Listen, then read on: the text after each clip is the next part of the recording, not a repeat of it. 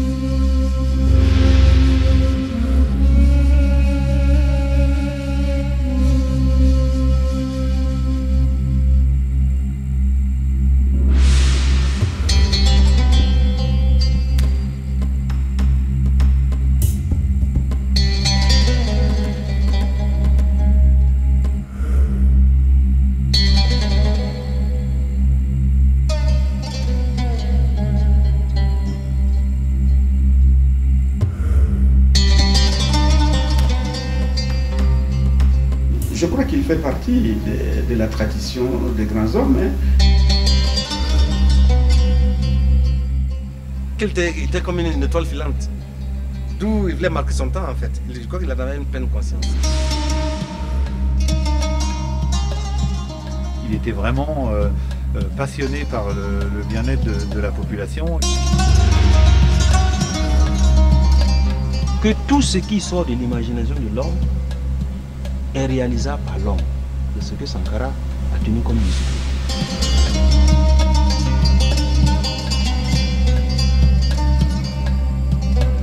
Seul le débat contradictoire permanent peut nous mettre sur la brèche et nous obliger à regarder de très près ce que désirent les masses et non pas les images classiques, académiques que nous recherchons pour nous donner bonne conscience ou pour être simplement en conformité avec un Occident qui nous a inculqué des méthodes, des façons de voir, mais des façons de voir qui ne calent pas forcément bien avec la réalité.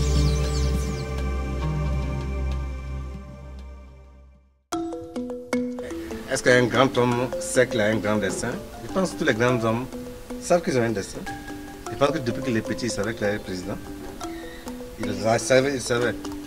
Et c'est pour ça que parfois il a vécu, il a modélé sa vie en fonction de ce grand destin.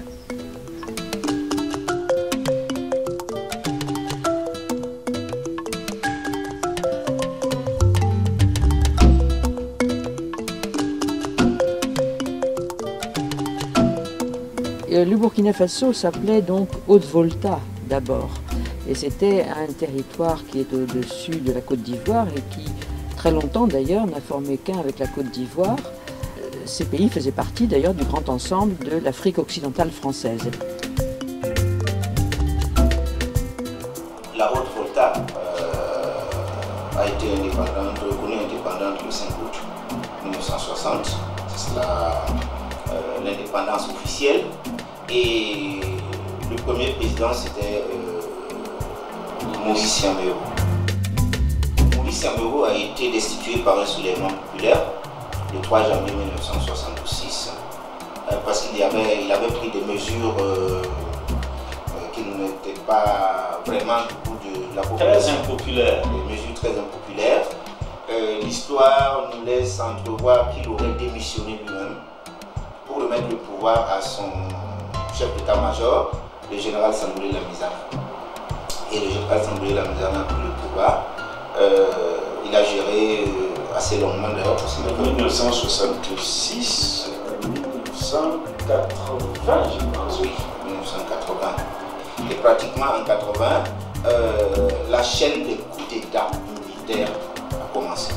Il y a eu d'abord le colonel Césaire Beau avec le CMRPN.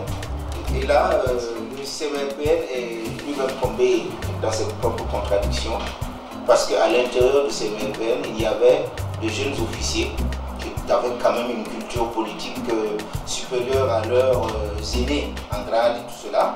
Et ces jeunes-là n'étaient pas totalement d'accord avec leur position politique. Et ces jeunes se sont organisés pour prendre le pouvoir avec le CSP. Et le CSP avait justement derrière été dirigé par le commandant Jean-Baptiste Ouedraogo, qui est devenu en fait le 4e président. Le capitaine Thomas Sankara était déjà membre de ce groupe-là, avec le capitaine Blaise Compaoré. Sankara s'était fait connaître parce qu'on l'avait obligé à être ministre de l'Information dans un gouvernement militaire. Il avait accepté à un certain nombre de conditions. Il avait démissionné publiquement. Il était ministre de l'Information en disant malheur à ceux qui bâillonnent le peuple. Il avait fait en direct à la télévision. Donc c'était un personnage très connu. Jean-Baptiste a dirigé le pays entre 1982 et 1983, n'est-ce pas, avec Sankara comme Premier ministre.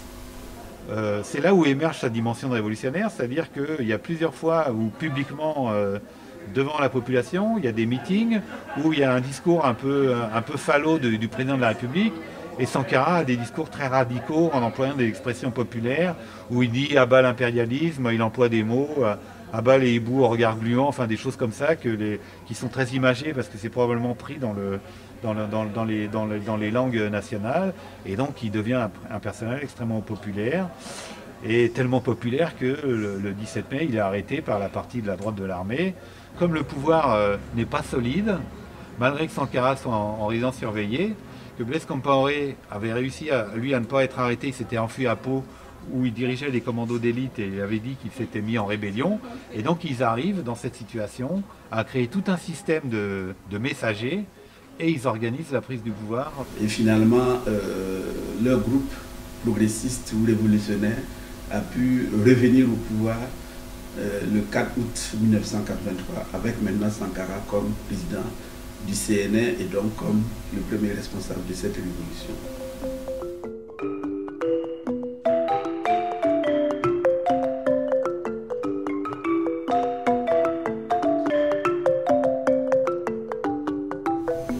C'était dans les années 79, donc au moment du régime de la mise en œuvre de la Troisième République, où rien n'inquiétait le régime, où il me dit, comme ça, de go, qu'en fait, il pense que le régime de la mise en œuvre sera renversé par des régimes de colonels.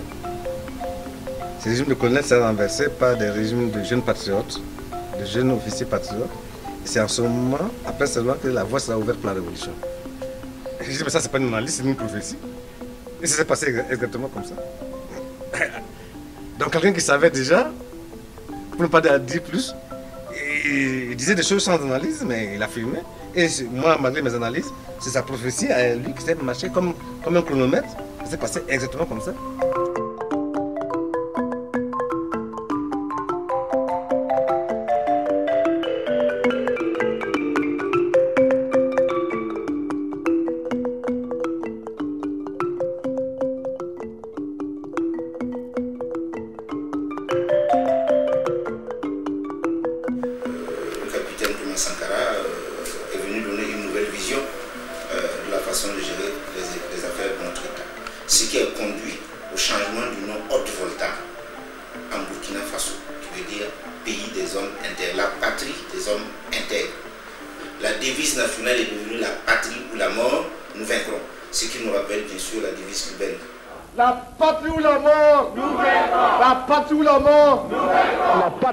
Nous vaincrons.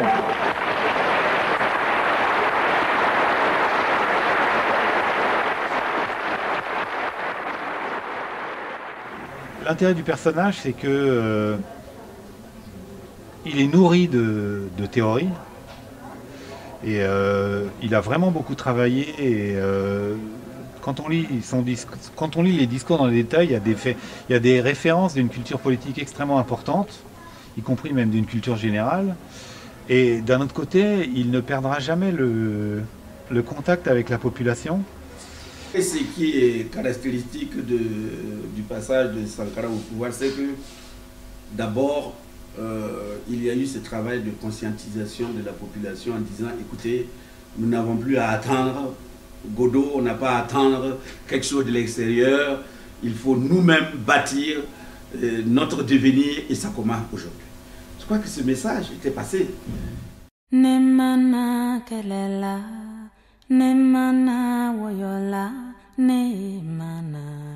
La revolución de agosto encontró a la mujer de Burkina Faso en una condición de sometimiento y explotación causada por una sociedad neocolonial influenciada por la ideología de fuerzas retrógradas. Camaradas, no existe una verdadera revolución si las mujeres no se liberan. Que mis ojos nunca vean una sociedad, que mis pasos nunca me lleven a una sociedad donde la mitad del pueblo es mantenida en el silencio. Yo escucho el ruido del silencio de las mujeres. Yo presiento la furia de su revuelta. Yo presiento y espero la irrupción fecunda de una revolución a la que ellas aportarán la fuerza y la rigurosa justicia emanada de sus entrañas oprimidas. Camaradas, adelante en la conquista del futuro. El futuro es revolucionario. El futuro pertenece a los que luchan. Patria o muerte, venceremos.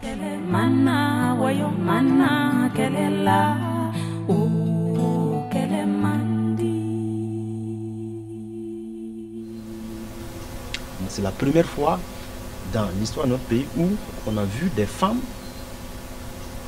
qui ont eu plusieurs postes ministériels. Avant ça, je crois qu'on avait eu une seule femme qui avait occupé un poste ministériel. C'est avec la révolution.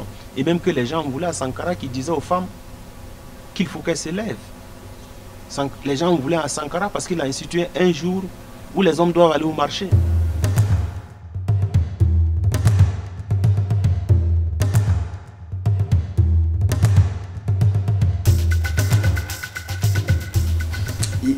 Il a fait bouger les choses. De sorte que il a un peu libéré, il appelait ça le génie créateur, mais disons quand même qu'il a libéré un peu les mentalités pour pouvoir libérer les énergies, pour construire, n'est-ce pas, quelque chose qui nous appartient à nous. Et là, il était tout droit dans ce qu'on définit comme étant le développement endogène. C'est créer vous-même, produire vous-même, mais compter sur ses propres forces. On a incité les producteurs à développer la culture du coton, on a tenté de développer les usines locales de traitement du coton, et surtout on a tenté de développer un marché national. Les seules couches de la population qui avaient un revenu leur permettant d'acheter ce coton, ils les obligeaient à l'acheter, c'est-à-dire que les fonctionnaires ont été obligés de porter 2 fois par semaine un habit qui était entièrement fabriqué au pays par les tisserands artisanales. Faisons en sorte également que le marché africain soit le marché des Africains. Produire en Afrique, transformer en Afrique et consommer en Afrique. Produisons ce dont nous avons besoin et consommons ce que nous produisons au lieu d'importer. Le Burkina Faso est venu vous exposer ici la cotonnade produite au Burkina Faso, tissée au Burkina Faso, cousue au Burkina Faso pour habiller les Burkinabés. Ma délégation et moi-même, nous sommes habillés par nos tisserands, nos paysans. Il n'y a pas un seul fil qui vienne de l'Europe ou de l'Amérique. Je ne fais pas un défilé de mode, mais je voudrais simplement dire que nous devons accepter de vivre africain. C'est la seule façon de vivre libre et de vivre digne. Et ensuite, il a donné lui-même l'exemple, n'est-ce pas, de probité, parce que on a beau raconter, Sankara ne s'est pas enrichi, le matériel, ce n'était pas son souci. Tout président qu'il était, il roulait dans une R5. Il y a eu un effort de moralisation de la vie publique. La lutte contre la corruption, la confiance qu'on a restaurée aux populations.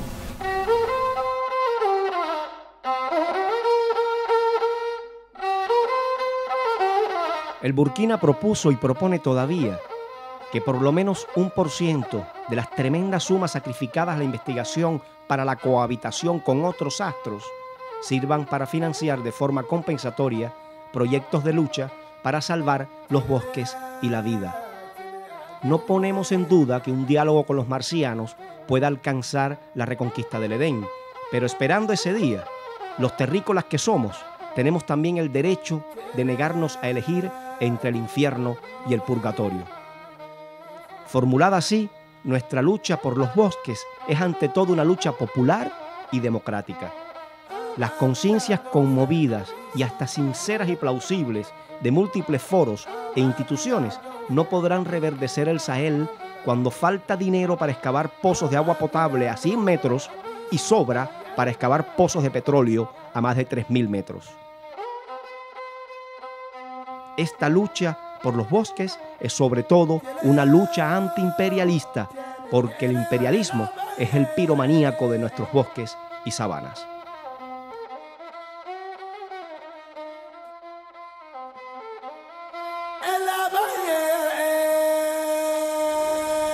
Sur la question de l'écologie, il a mis en place ce qu'on appelle les 3 luttes, c'est-à-dire la lutte contre la coupe abusive du bois, la lutte contre la divagation des animaux, c'est-à-dire que les animaux dans un village en Afrique, ils sont laissés à eux-mêmes, et donc ils mangent les pousses les plus jeunes parce que c'est les plus agréables à manger, donc ils mangent les pousses des arbres et ce qui les empêche de se développer. Et la lutte contre les feux de brousse, ça c'est une catastrophe qu'il y a dans l'ensemble de l'Afrique de l'Ouest, c'est-à-dire pour aller plus vite, les gens, et pour faire la chasse, il y a aussi des traditions qui veuillent ça, mais bon, ils brûlent la brousse. Et lui, dès la prise du pouvoir, ça a été un souci très important puisque c'est un pays qui est occupé la moitié par le Sahel. Et donc, il connaissait, on parlait beaucoup de l'avancée du désert. Donc on est confronté à des problèmes écologiques très importants. Il avait eu même le projet de faire des immenses barrières vertes pour arrêter le désert qu'il n'a pas pu mettre en place. Mais bon, c'était des choses qu'il avait en projet.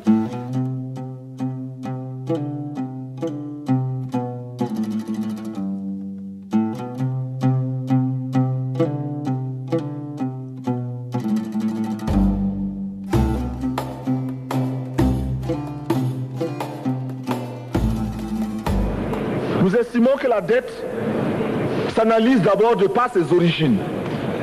Les origines de la dette remontent aux origines du colonialisme.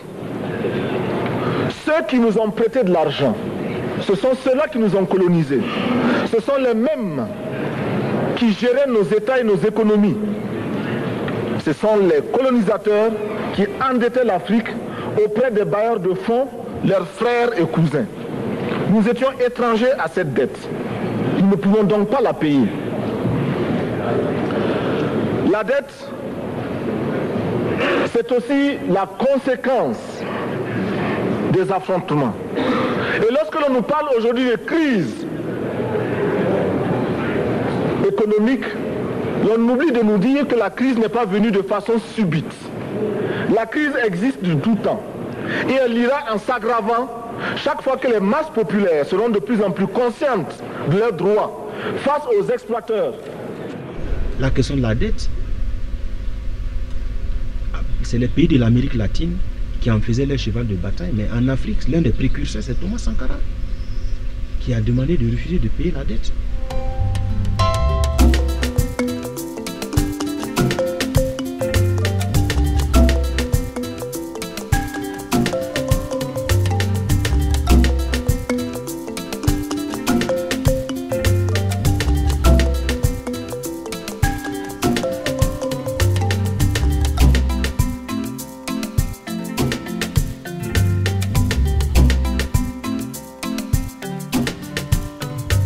En tant qu'Africains, nous sommes nombreux et très nombreux. Nous devons comprendre que notre existence doit être vouée à la lutte pour la réhabilitation de l'homme africain. Nous devons mener le combat qui nous soustraira à la domination des autres hommes et à leur oppression. Et c'est pourquoi j'ai déjà dit et je répète que notre Maison Blanche se trouve dans le Harlem noir. That's what I said, and I will repeat myself. My White House is in the Black Harlem.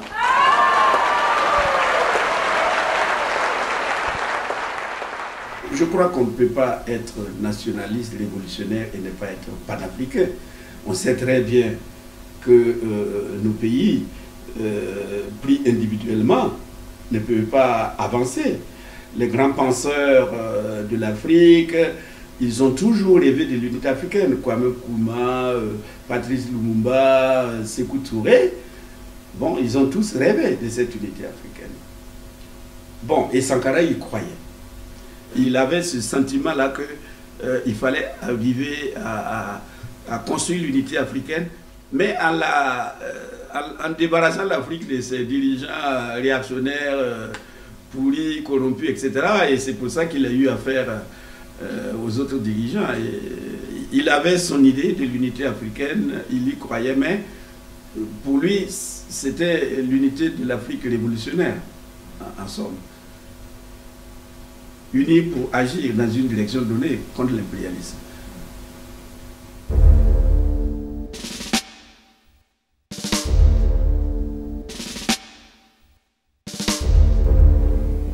Sankara a osé ne pas voter pour la France, mais contre la France, lorsqu'il y a eu une interpellation aux Nations Unies sur la question de la Nouvelle-Calédonie, qui était brûlante à ce moment-là.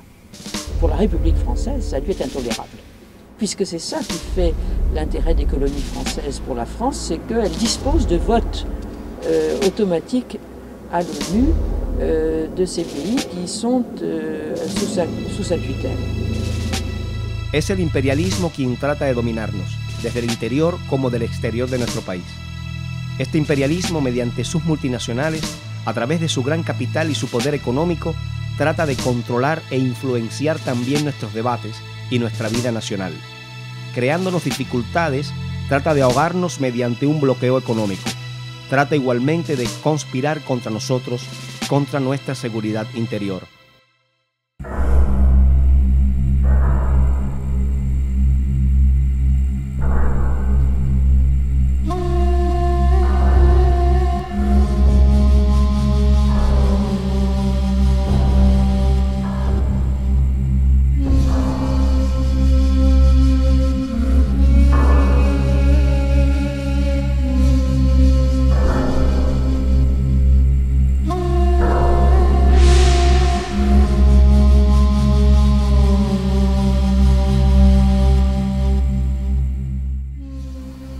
Un de ces ministres, qui me s'est confié à moi, je ne veux pas dire son nom, qui était un grand ministre et après qui a été son conseiller à la présidence et qui, jouant de son rôle d'aînesse de loin sur nous, donc il faut avoir de liberté de parler au président, et un jour il lui dit, mais comment président, je ne sais pas pourquoi vous êtes si pressé que ça. Faites les choses comme si vous allez faire autre chose.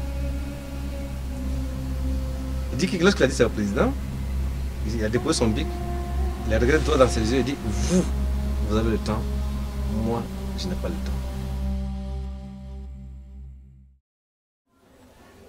La révolution s'est heurtée beaucoup à un manque d'aide extérieure, qui est une des raisons des limites, hein, c'est qu'il passait son temps à chercher de l'aide, mais non conditionnelle, comme il dit. Les erreurs de la révolution ont été parfois des erreurs de précipitation. Les événements s'accumulaient trop vite. Il allait trop vite. Le peuple ne suivait pas. À un moment donné, il y a eu un décalage. Il y a un décalage, le peuple était sous la mesure, tout le temps des mesures. Il faut que tous les jours, il y ait des nouvelles mesures. Tous les jours, il faut qu'il y ait de nouvelles mesures. Donc, les gens étaient essoufflés, en fait. Mais il a compris, puisque dans son discours du 4 août à Bobo, il a dit, il faut arrêter. Ça va trop vite et le peuple ne suit plus. Il faut rectifier la révolution. Le mot de rectifier, là, ça vient de lui. Sankara voulait rectifier la révolution pour enlever les aspects négatifs, pour avancer. Mais il a été dévancé. Pour pouvoir faire un coup, il faut avoir un leitmotiv. Donc, il y a des gens qui sabotaient l'action par le bas et qui refusaient les transformations. Parlons clairement, Blaise Compaoré, voyant donc que si on structurait bien, son ambition de prendre le pouvoir n'a jamais révolu. Bah, on tout fait pour entraver et puis pour pouvoir s'aimer le bordel et puis prendre le pouvoir. Voilà.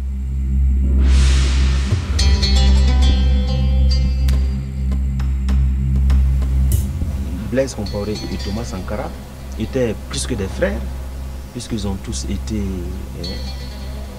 à quelque part élevés par le père de Thomas Sankara. Blaise Compaoré était orphelin et le père de Sankara le considérait comme son fils, à tel point qu'il lui avait trouvé une femme, etc.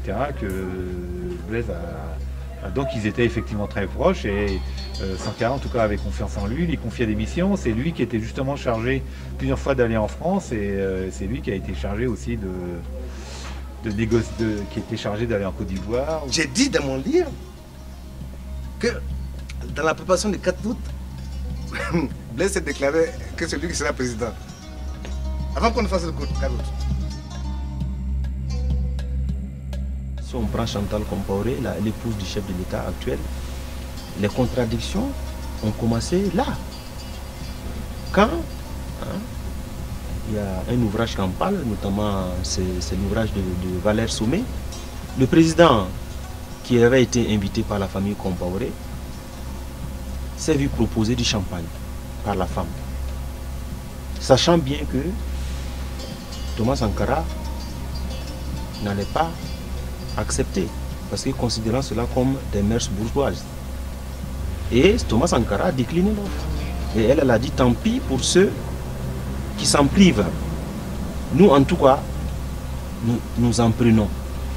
Donc déjà, ce sont des témoignages qui montrent qu'il y avait déjà des camps qui se sont posés.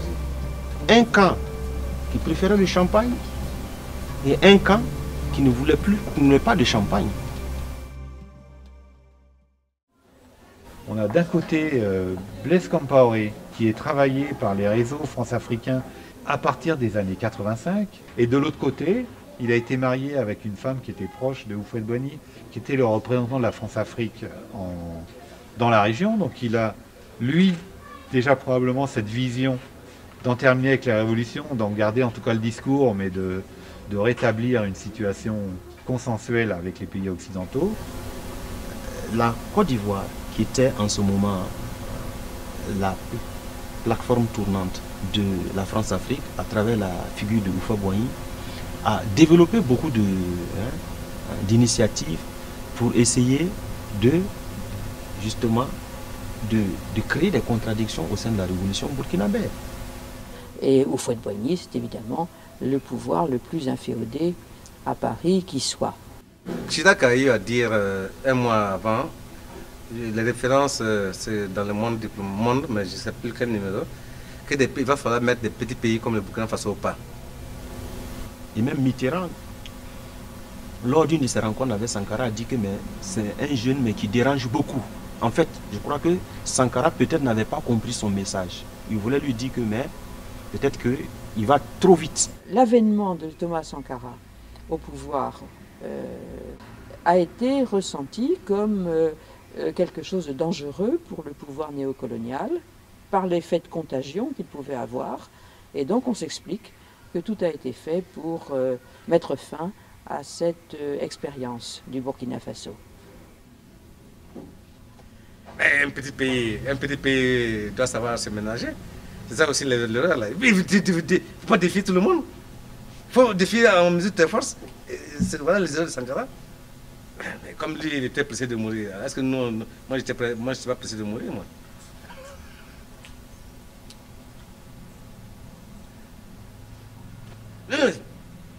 Des erreurs bêtes.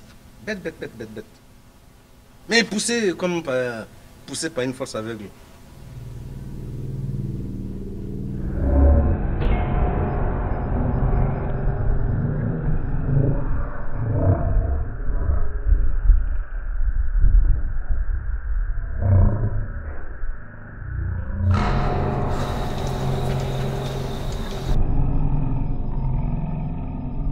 Nous pensons que c'est un devoir pour nous d'arranger sa tombe, de respecter sa mémoire.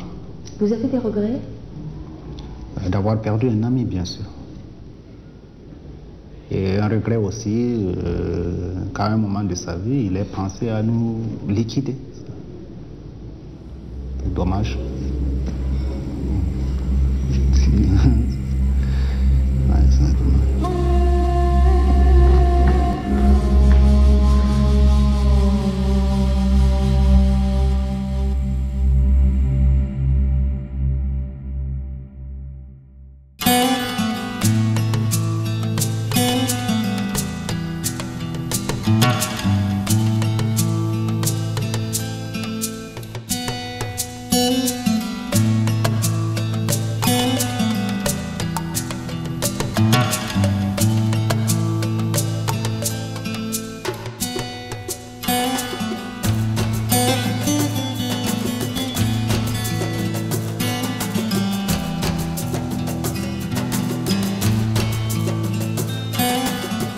si pendant quelques temps, on a continué à développer un discours révolutionnaire, très rapidement, on est retombé dans le consensus france-africain.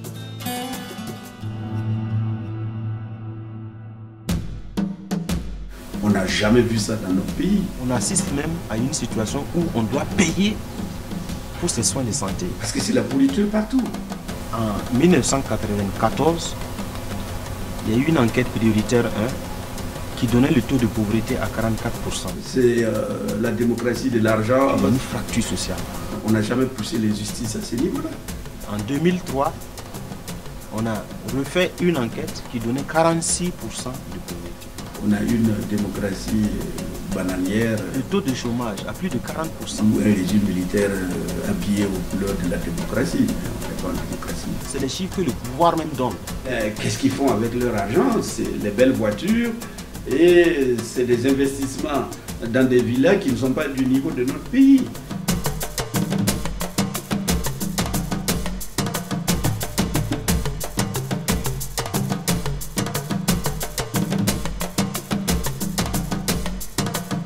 Une série de crimes de sang et économiques. Dans un pays qui a trempé dans la plupart des déstabilisations des pays étrangers, que ce soit récemment dans la Côte d'Ivoire ou que ce soit au Libéria et en Sierra Leone, etc. Je crois qu'il faut encore rebaptiser le pays parce qu'on n'est plus le pays des hommes internes, pas du tout.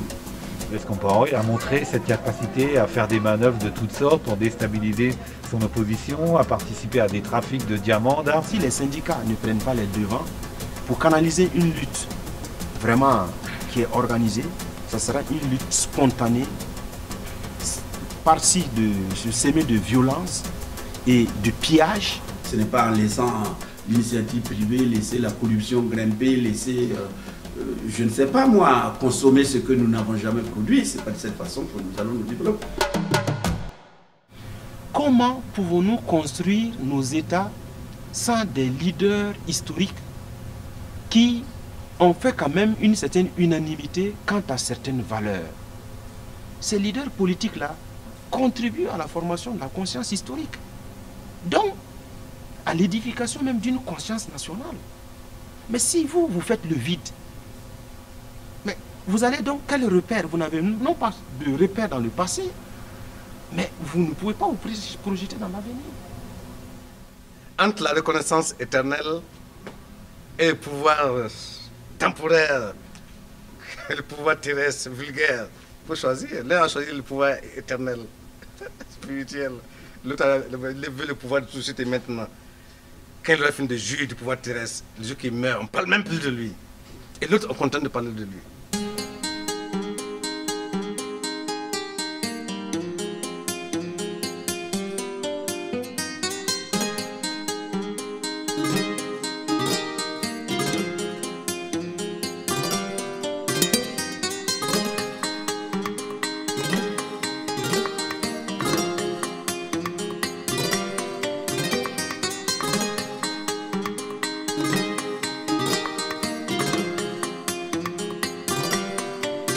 Le 15 octobre 1987, il y a eu l'assassinat du président Thomas Sankara à un moment où les peuples africains se reprenaient à espérer et le choc a été aussi terrible que pour l'assassinat de Patrice Lumumba.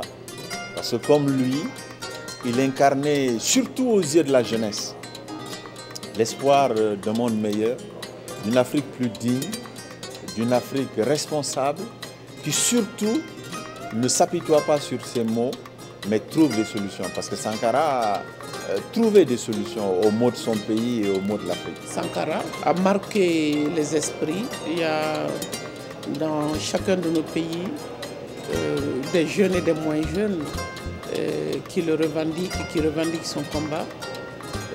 Qui pense qu'il a eu tort d'avoir raison trop tôt. Prenons Sankara comme une bonne idée pour l'Afrique. Ne le limitons pas au Burkina. Comme j'ai dit, il est rentré dans le club des grands. Il devient quelque part intemporel. Fédérer les luttes de l'Amérique latine, de l'Afrique d'Asie et de l'Europe qui souffrent est essentielle.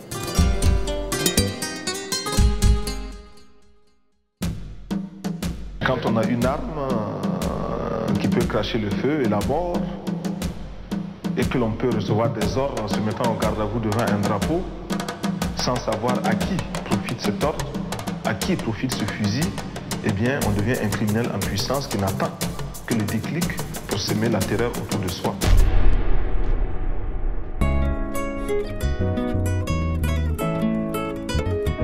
Alimami samari sekutore Toma Sankara kome kuruma Ore keleleke Afrike notola Ma anyalu koimala Chevalu yenina Maloba bebora Fonikisa obelira Wali ben bebelira Ajoya maye